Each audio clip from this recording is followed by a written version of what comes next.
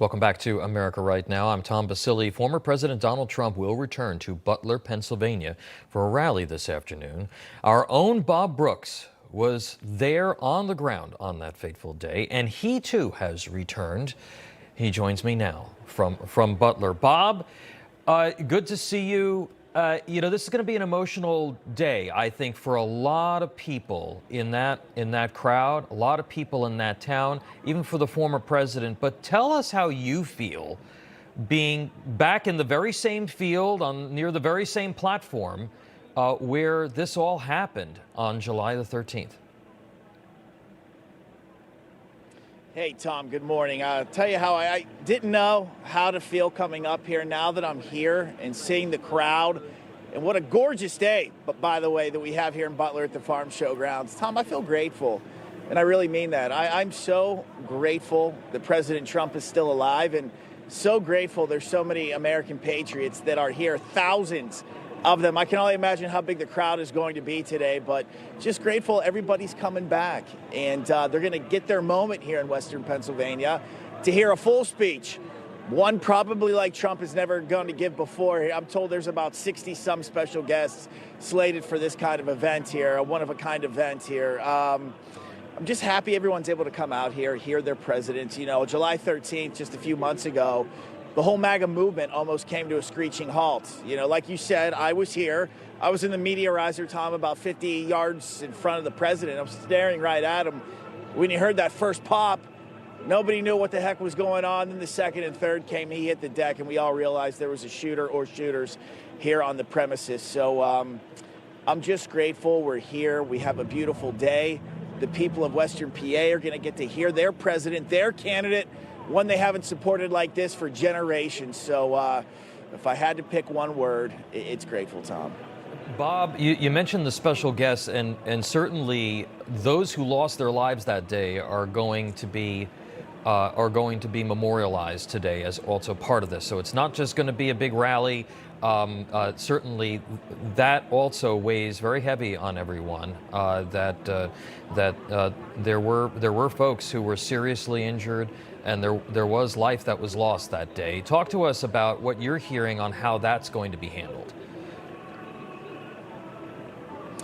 Yeah, like you said, it's going to be emotional. This is a Trump rally, but it's going to be more than that. It's going to be a remembrance ceremony for Corey Comparator, the father and husband and firefighter and just all-around great American hero, lost his life that day. So they're going to honor him, the others that were wounded just as well.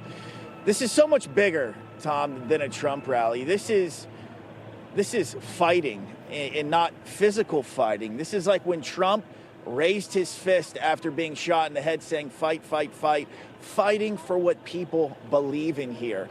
And it cost someone their life. Corey Comparator, the last time this happened. This is about people having their voices heard. Trump is the mouthpiece for millions of Americans who feel like they have been forgotten. No bigger place than here in Western Pennsylvania, which is felt the brunt of loss of manufacturing, loss of way of life. And then a couple weeks ago, I was down in Charleroi, Pennsylvania, not far away from here at all. Yeah. 2,500 migrants in a borough of just 4,000 people. So, you know, this is bigger. This kind of transcends rallies here, Tom. Bob, what have you seen different from a security standpoint? We've all talked about it since July the 13th, about the security lapses. Have you seen anything different from the last time you were there, from a Secret Service standpoint or local law enforcement? Well, I'll tell you what, when I first got here, I went the same way that I came before, and the gentleman who greeted me at the entryway said, oh, no, we're not doing things like we did last time around. I had to go to a different entryway. I had to show proof of a pass. There are all kinds of law enforcement up here, from sheriffs to, of course, Secret Service. Walking by me right now are men in military fatigues. I'm not sure if that's the National Guard or whatnot, but a ton of security here. And the gentleman, then when I finally got to the right entryway, he said, this is night and day. I worked the first event back on July 13th. Compared to today, this is organized, a totally different presence in As we know, just the day before, there was a known threat on President Trump's life, Right. Tom, and I'm sure Right. you're aware of that. Yeah. And so maybe this kind of security should have been put in place the whole time, but thank God we still got him, and we're still having MAGA rallies, and Last he's question. gonna be the candidate. Last question just for a few you. days. Yeah. Last question for you, my friend.